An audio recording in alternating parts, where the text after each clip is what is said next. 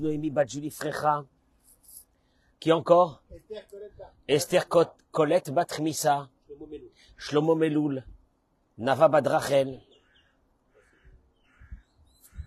Toda Rabba d'être là ce matin, Boker Tov. On dit Shavua Tov chez nous, il est lundi, mais on dit Shavua Tov.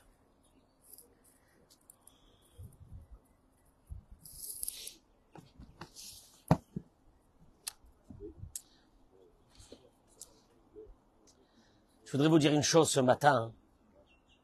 Pour commencer, il y a un verset qui dit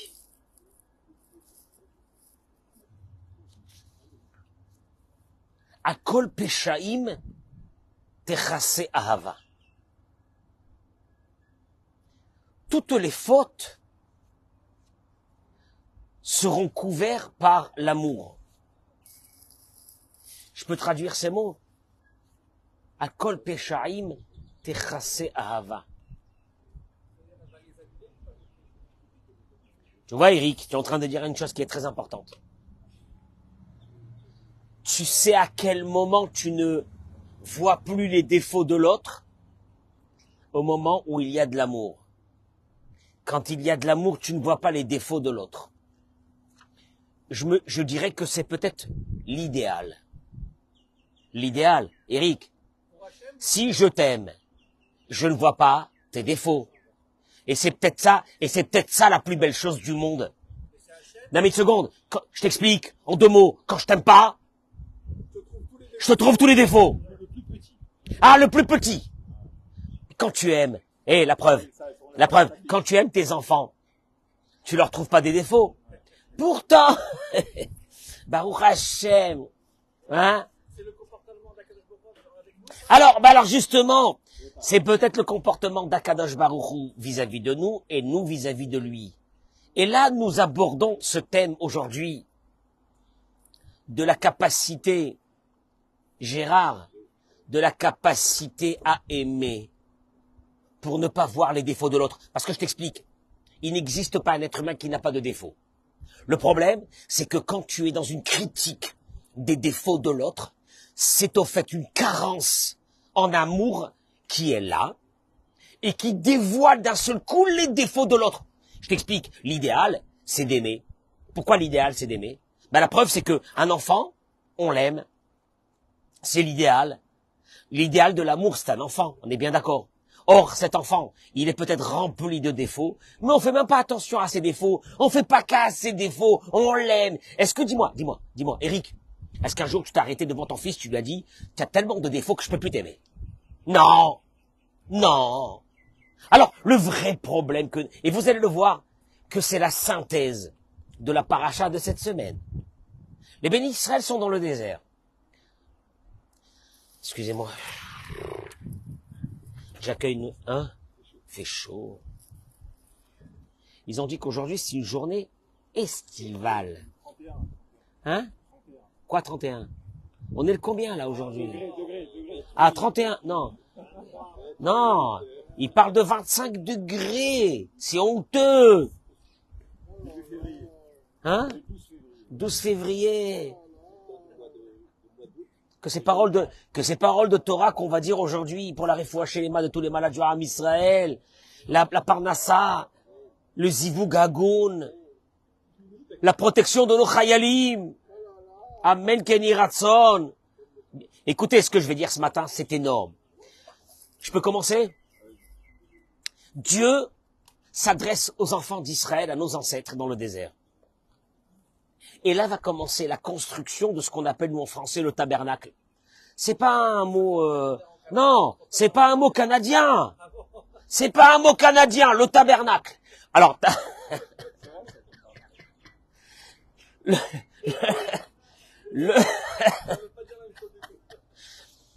ce tabernacle veut dire, si je traduis ça, un temple portatif qui va servir le peuple d'Israël, pas seulement pendant les 40 ans dans le désert, des centaines d'années en Israël, avant que le roi Salomon, le fils de David Améler, va construire le premier temple, le Beth Amikdash, que nous connaissons en Jérusalem. Tu me suis ou non?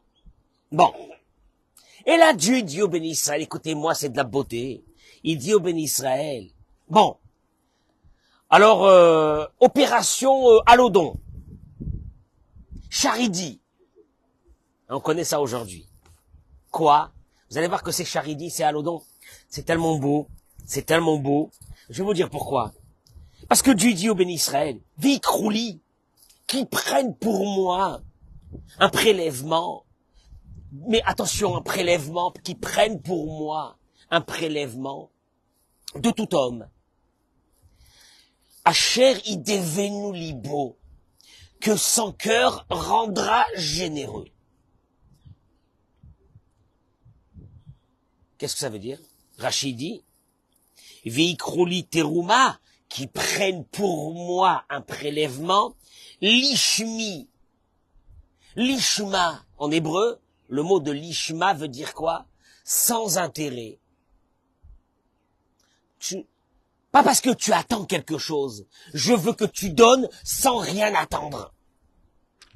Lishma, comme ça. Tu sais c'est quoi le vrai amour? Le vrai amour, c'est quand tu fais quelque chose sans quoi? Sans rien attendre. Il est jouissif, cet amour-là. Hé, Eric, tu fais comme ça gratuit, t'en fiches de rien. Tu le fais comme ça pour le kiff. Lishma. Dieu dit Vikrouli. D'abord, premièrement, je veux que ça soit Lishma. Écoutez bien, je vais aller très vite. Lishma. Et partagez ce cours, je vous en supplie. Partagez ce cours parce que ça va sauver des millions de personnes. Avec partagez-le, ce cours-là. Je veux que ça soit Lishma. Qu'est-ce que ça veut dire Lishma? C'est quoi Lishma? Sans intérêt. Pour moi, comme ça. Je continue.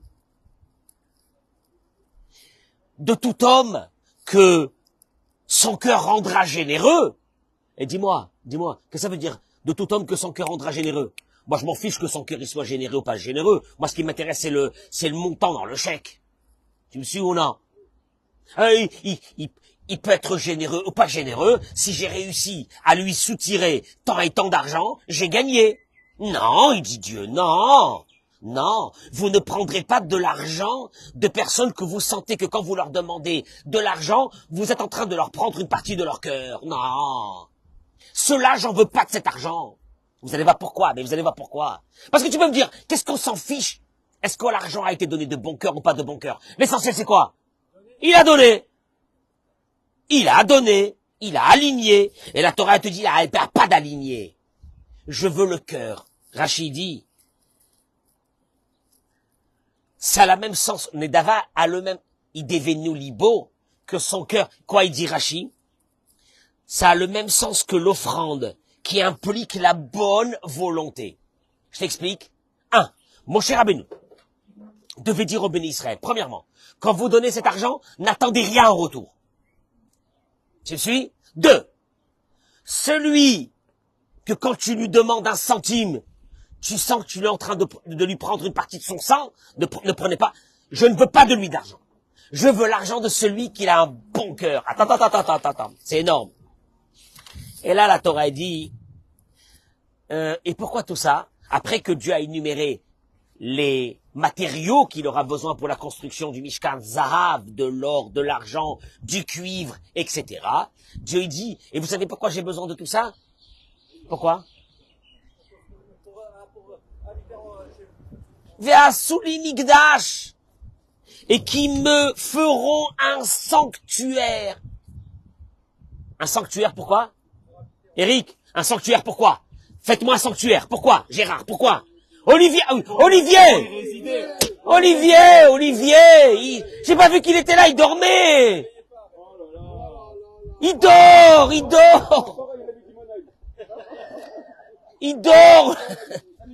Il a mis du monoï. Olivier, mon chéri, jusqu'à 120 ans, Olivier, tu es avec moi?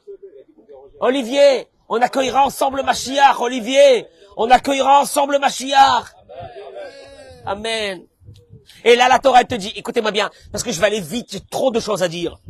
Ve'asuli migdash, et Dieu dit avec tous ces matériaux, parce que c'est toutes les parachiotes qu'on va lire dans les semaines à venir. Ve'asuli migdash, faites-moi un sanctuaire. Pourquoi un sanctuaire? Pour que je réside dans ce sanctuaire. Non, c'est pas marqué ça. Ve'shachanti betocham, pour que je demeure au milieu d'eux, en eux. Alors, j'explique, attends une seconde. Dieu, tu me demandes d'amener des millions d'or et d'argent. Tu veux que je te construise quoi? Un Beth Amikdash, portatif, le Mishkan. On est d'accord. Et tu me dis, c'est pas pour que je réside à l'intérieur de ce Mishkan, mais c'est pour que je réside à l'intérieur de votre cœur. Ah, j'ai pas compris, Dieu, tu veux quoi? Tu veux résider à l'intérieur du Mishkan ou tu veux résider à l'intérieur de notre cœur? Vous avez entendu ce que je viens de dire?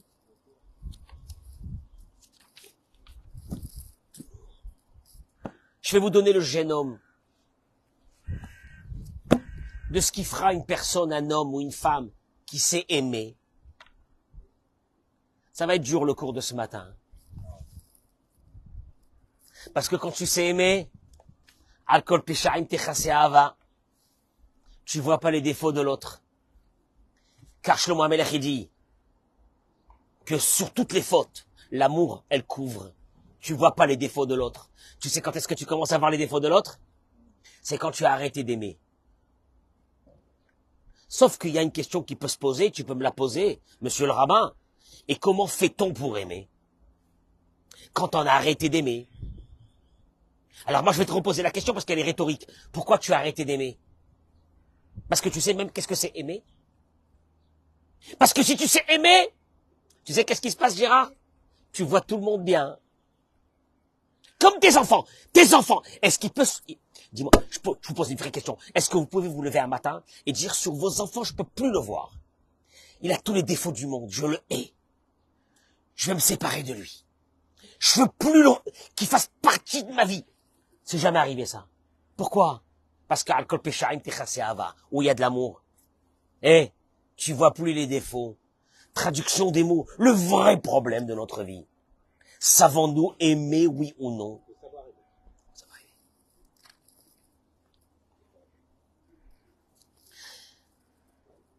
Le Rav Aryeh Leib HaKohen, Zecher Tzadik Livracha, il a écrit en 1780, il a écrit son livre, le Ktsot HaChoshen. Je parle pour ceux qui étudient la Torah, qui savent qu'est-ce que ça veut dire le Ktsois. Il a écrit un livre qui s'appelle le Shav Shema Teta. C'est des livres que dans les yeshivot, on les cite à peu près une fois tous les quelques minutes. Tous les quelques minutes. Le Ktsot HaChoshen, le Shav Shema Teta. Ce Rav Leib HaKohen, il vient, il dit, qu'est-ce qui se passe ici?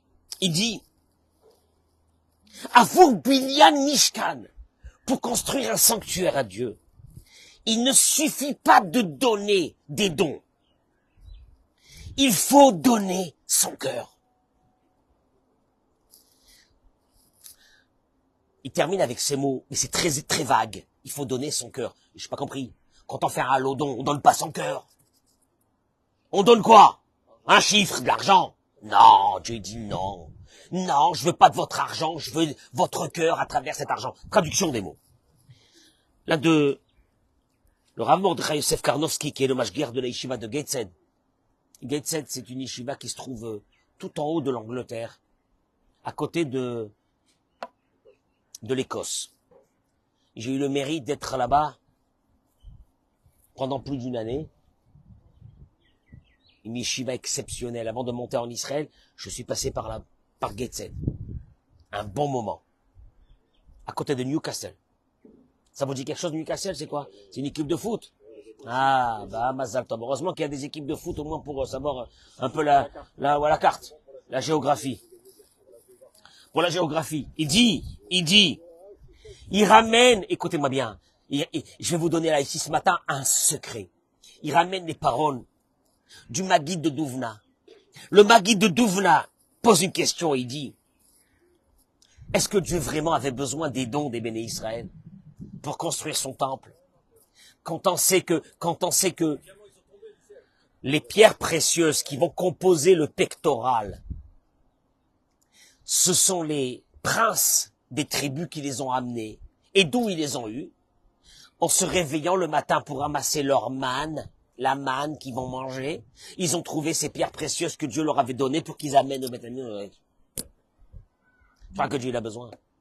Il dit le Maguide de Douvna, c'est quoi cette histoire de don?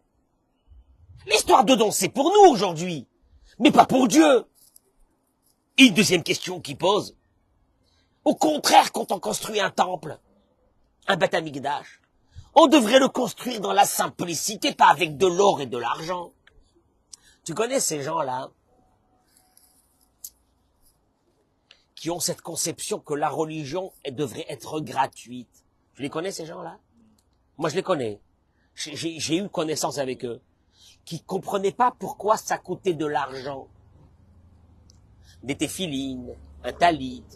Ils comprennent pas. Un Sefer Torah. Mais pourtant, c'est des choses de la religion, ils devraient pas coûter de l'argent. Moi, je vais leur dire une chose. Vous savez qu'est-ce qu'il y a quand vous achetez quelque chose? Vous achetez une belle paire de téphilines.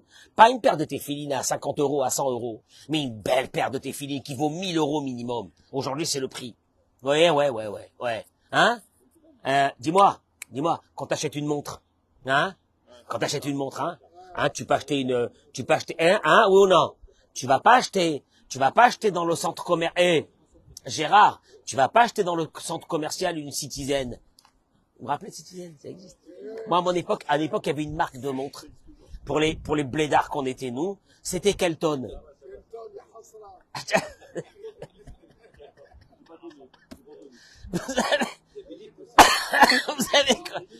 Vous avez connu les Kelton? Hervé, non, tu vas acheter une Rolex. Tu vas acheter une Patek, ou non? Oui, ouais. Eh ben, donc, la Torah, il dit le Maguide de Douvna.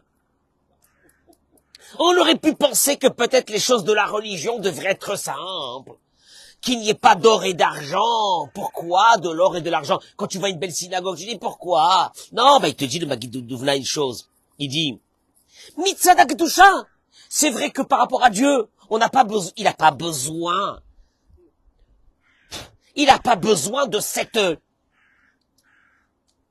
de ce panache de l'or et de l'argent, bien sûr. Mais Dieu a ordonné de construire ce sanctuaire avec de l'or et de l'argent. Pourquoi?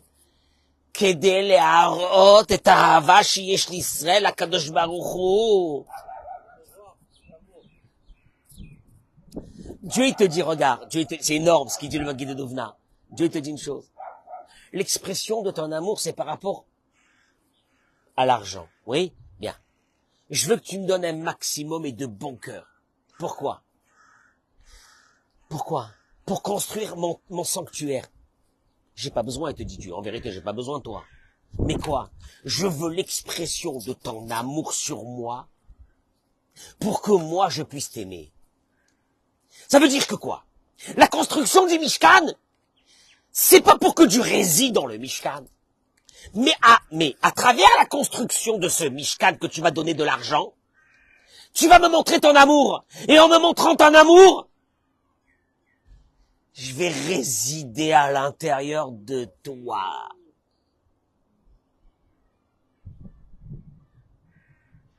En deux mots, tu sais comment l'autre peut résider ben voilà, on y arrive. Tu sais comment l'autre peut résider à l'intérieur de toi? C'est quand tu aimes l'autre, alors l'autre, il rentre à l'intérieur de toi. C'est énorme. C'est énorme. Je termine parce qu'il dit il dit comme ça. Il dit, en vérité, il y a 3 conditions pour aimer. Donner la chose la plus précieuse pour toi. Si pour toi, le temps, c'est précieux, tu dois le donner. Si pour toi, l'argent, c'est précieux, tu dois le donner. Si pour toi, les sentiments qui sont bloqués à l'intérieur de toi, tu peux pas les faire sortir, donne-les. La chose la plus précieuse, tu dois donner de ta vie pour commencer à aimer. Première condition, il dit, le Maguide du Douvna. Deuxième, donner sans intérêt. Verasuli Migdash, la Torah dit, il faut que tu me donnes sans intérêt, l'ishma, l'Eshem Shamaim. Qu'est-ce que ça veut dire Shem Shamaim? Sans intérêt. Qu'est-ce que ça veut dire sans intérêt? Il faut que tu aimes l'autre et tu donnes à l'autre sans rien attendre de l'autre au retour. 1, le plus précieux, faut que tu lui donnes. 2, sans intérêt. Et dis-moi, pourquoi tu fais ça à ta femme? Pourquoi tu fais ça à ton mari? Pour rien. Hein? Quoi pour rien? Pour rien. Pourquoi? Parce qu'il y a une mitzvah de la Torah d'aimer l'autre. Troisième. Si tu donnes le plus précieux de toi, et si tu le donnes sans intérêt, mais si tu le donnes avec un mauvais cœur, ça ne marche pas. Il faut que ça soit Koli Shacheri Devenu Libo. Il faut que tu le fasses de tout cœur, sans intérêt, et que tu donnes le meilleur de toi pour l'autre. Et là, tu pourras commencer à aimer. Mais si tu n'arrives pas à avoir ces trois conditions-là, que quand tu donnes avec intérêt. Quand tu donnes avec mauvais cœur. Quand tu donnes, tu veux pas donner le meilleur de toi à l'autre. Eh ben, tu resteras, tu sais quoi? Tu sais quoi tu resteras? Tu resteras un blessé de la vie, un blessé de l'amour. Tu sauras pas aimer, et à partir du moment où tu sauras pas aimer, tu trouveras chez l'autre tous les défauts de la terre.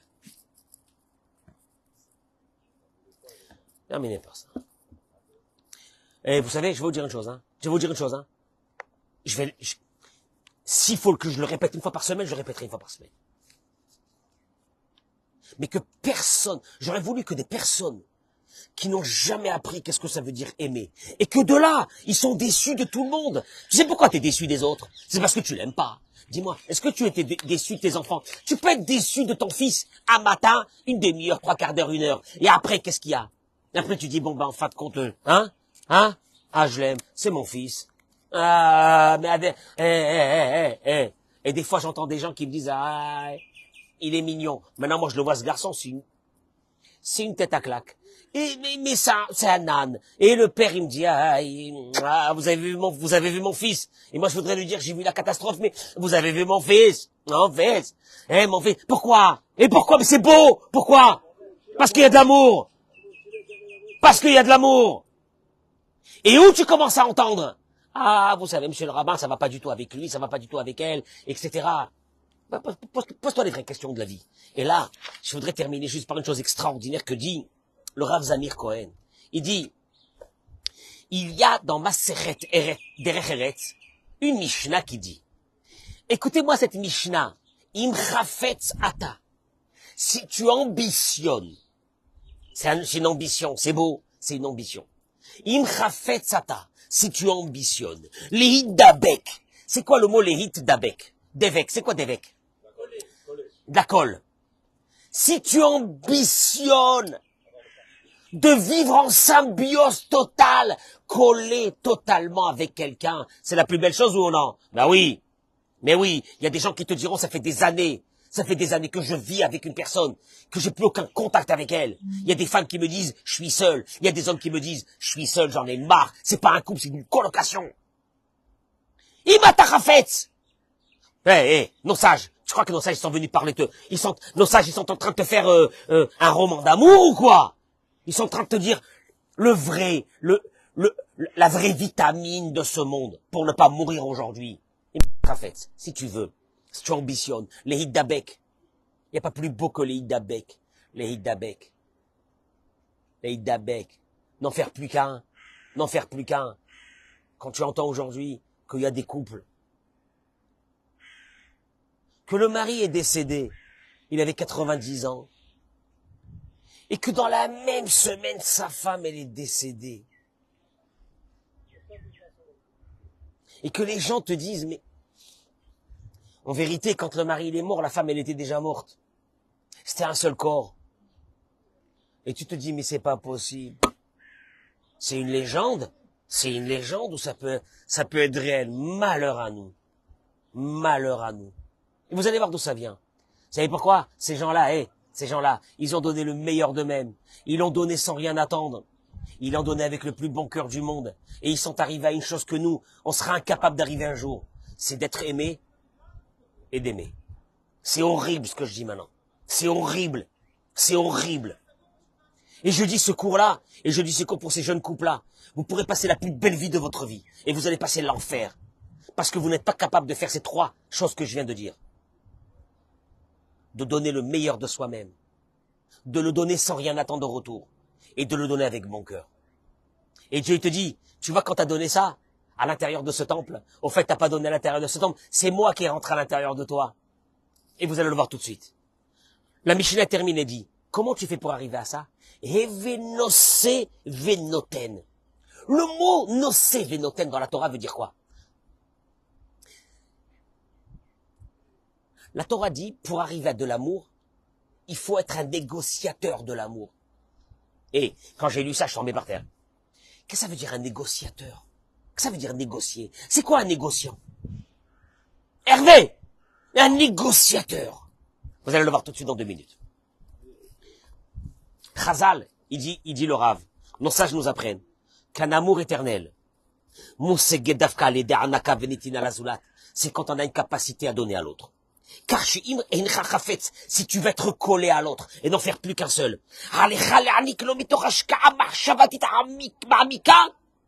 il faut que ta pensée, comment lui faire plaisir, doit être profonde.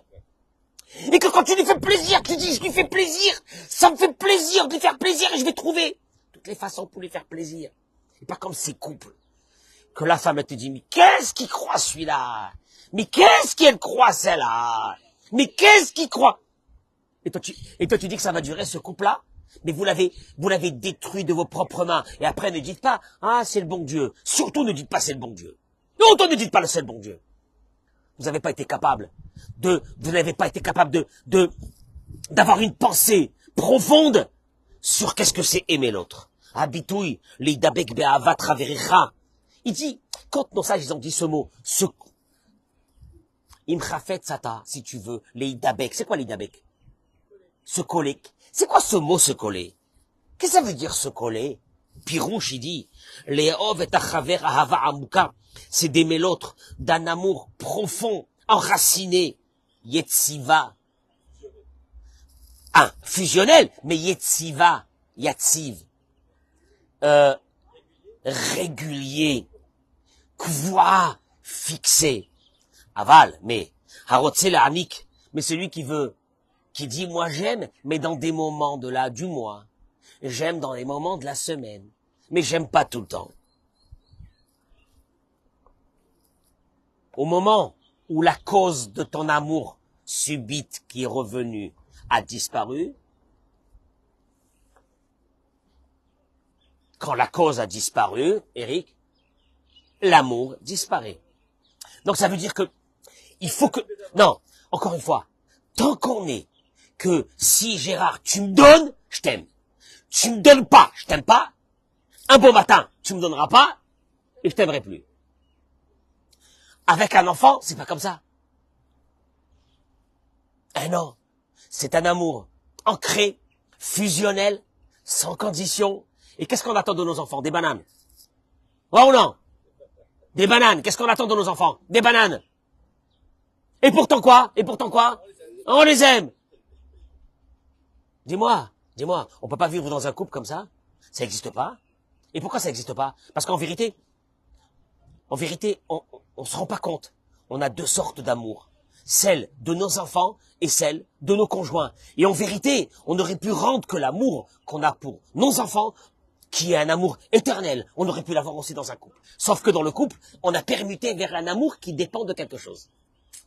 Alors quand quelque chose n'est pas là, eh ben oui, il y a un qui est venu, il m'a dit oui, mais à l'époque, physiquement, elle me plaisait, elle a pris beaucoup de kilos.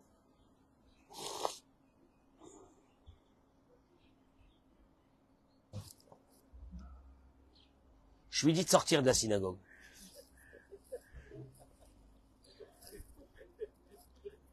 Oui, je lui dis de sortir. Je lui dis de partir. Je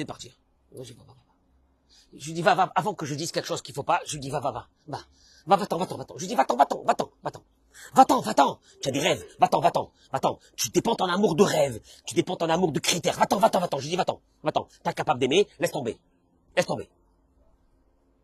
Il dit, regardez, une personne qui adopte un enfant, il se fatigue pour lui, il éduque, il paye, il donne, il s'occupe de lui. Il a pris un bébé, il est malade, il passe des nuits à l'hôpital avec lui, il fait grandir. Il a adopté.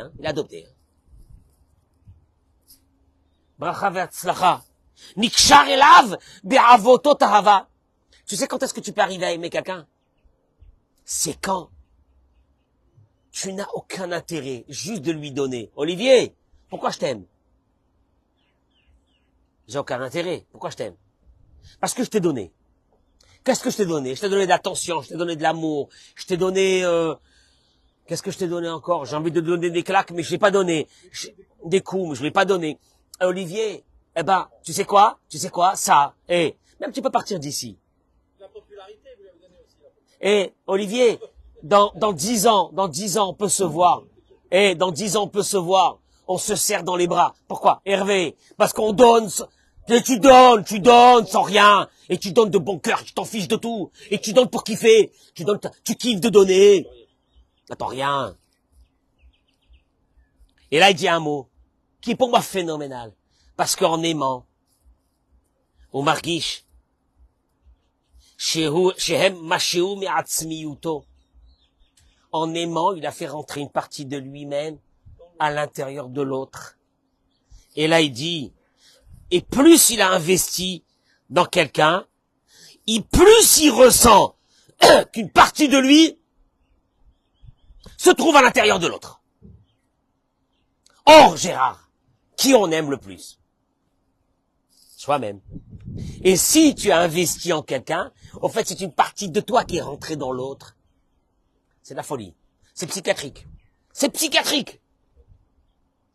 C'est psychiatrique comme concept. Celui qui n'est pas capable de ça, il pourra jamais aimer ou être aimé. Et là, il termine et il dit, Nimtseu lemidim, shebnei zug harotzim lichyot et chayem mitoch ahavat midit. Un couple qui a envie de vivre. Dommage, pour cette vie, Déjà, c'est galère. Si au moins on était aimé et on aimait, y a pas plus beau que ça, Gérard. Oh non. Eric, y a plus beau que ça. Aimer, être aimé. Tzrichim liskor. Enfin, il faut se rappeler toujours. Ki haderech lekach hi achat bilvad. Il y a qu'un seul chemin. Al kol echad leakdish machshava raba. לזיהוי צורכי הזולת, וליזום נתינה תמידית בכמות ובאיכות. Alors il dit, ça va te demander une chose, Hervé. Tu sais laquelle? Une réflexion profonde. Les zihouilles. Comment on dit zihouilles? Pour trouver exactement ce que l'autre a besoin et d'engager une énergie de don en quantité et en qualité. Il n'y a pas je te donne ce que je veux te donner. Non, d'abord il n'y a pas ce que je veux te donner. Qu'est-ce que là, tu sens, d'un seul coup tu analyses l'autre. Qu'est-ce que l'autre a besoin?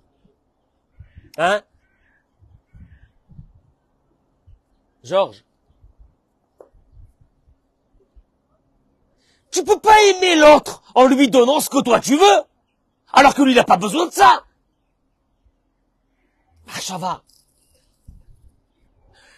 Et regarde comment la Torah l'a dit. Evenose venoten. Tu veux te coller à l'autre, il y a une négociation. Evenose, je traduis les mots, venoten betovato. Il y a une négociation dans le bienfait de l'autre. Qu'est-ce que ça veut dire une négociation? Hervé, tu sais c'est quoi une négociation? Tu sais c'est quoi une négociation? Je vais te dire c'est quoi une négociation. T'as un client.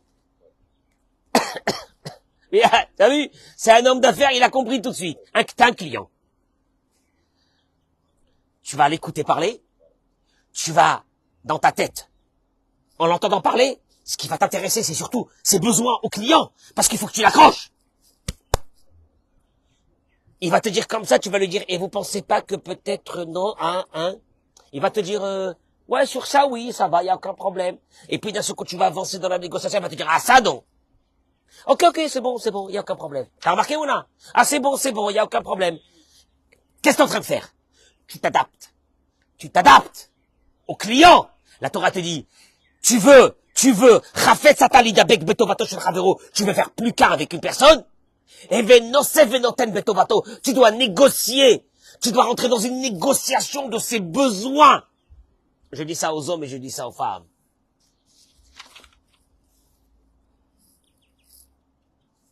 Quand un homme ou une femme a, par exemple, je sais pas moi, allez, un truc bateau. Ta femme, elle passe devant une pâtisserie. T'es avec elle. Vous courez devant une pâtisserie. Elle te dit, ça sent l'odeur de ce gâteau, je l'aime, je l'adore. Et puis vous avancez, vous partez. Attends, vous partez parce que je suis occupé. Vous avez un rendez-vous. Le lendemain, tu lui amènes ce gâteau. Mais c'est même pas le gâteau. Qu'est-ce qu'elle a compris, cette femme? Il est à la recherche de me faire plaisir. Azénikra. Il est à la recherche. Il n'est pas bloqué dans sa vie. Il n'est pas accaparé par sa propre vie, ses problèmes à lui. Et il vit avec l'autre comme ça. Mais il est là à la recherche de faire plaisir à l'autre. Je dis ça aux femmes. Vous parlez des maris qui vous aiment pas. Je peux vous poser une vraie question. Vous aimez ces maris? Est-ce que vous êtes à la recherche une fois de leur faire plaisir à ces maris, oui ou non? Si oui, ah bah tant mieux. Et sinon, il y a un vrai problème.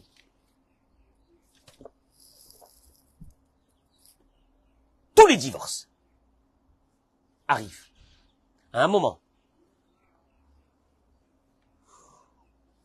où l'un des deux trouve trop de défauts chez l'autre. Sauf qu'il trouve trop de défauts. Souvent, malheureusement, souvent. Je n'ai pas dit tout le temps, mais souvent. Il trouve trop de défauts parce qu'il n'y a plus d'amour. Et quand il n'y a plus d'amour, je vais trouver que les défauts. Et il n'y a pas d'amour parce qu'ils n'ont jamais su qu'est-ce que ça voulait dire aimer. Alors, pour savoir ce que c'est aimer, regardez le début du cours, depuis le début du cours. L'idéal d'une vie, c'est d'être aimé et d'aimer. C'est pas plus compliqué que ça. Qui c'est qui vous a raconté qu'un couple, c'est la guerre? C'est que la guerre. Vous avez pas honte? C'est ça l'image du couple que vous avez, la guerre? Maintenant, je dis une chose. Je termine avec une chose. S'il y a un couple qui s'assoit et qui m'écoute, deux, l'homme et la femme, et qui font une introspection chacun et chacune, comme il se doit sur leur vie, le plus précieux. Eric, le plus précieux. Quoi encore le deuxième? Le plus précieux. Donner le plus précieux de soi. Deuxième. Quoi? Donner de bon cœur. C'est quoi le troisième?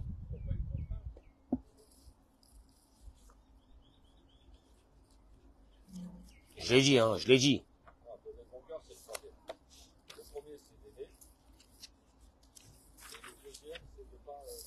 Ah, pardon. Le Maguide de Douvna. Le Maguide de Douvna, je reprends. Le Maguide de Douvna. Donnez le plus précieux.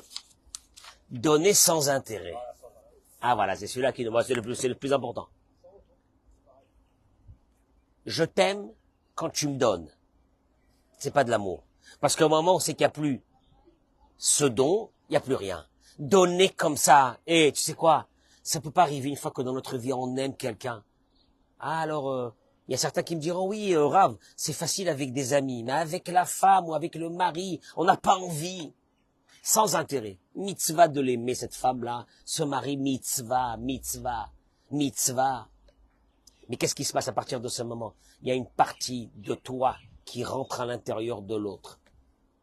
Et c'est seulement quand une partie de toi qui rentre à l'intérieur de l'autre, que l'autre rentre à l'intérieur de toi. C'est ce que Dieu il a dit au béni Israël. Moi, en fait, j'ai pas besoin de votre cabane là. Mais vous allez me racler votre argent, votre or, je veux le maximum. Ah, pourquoi, Dieu? Pour que vous me donnez le meilleur de vous, mais gratuitement, mais avec amour, comme ça, sans intérêt.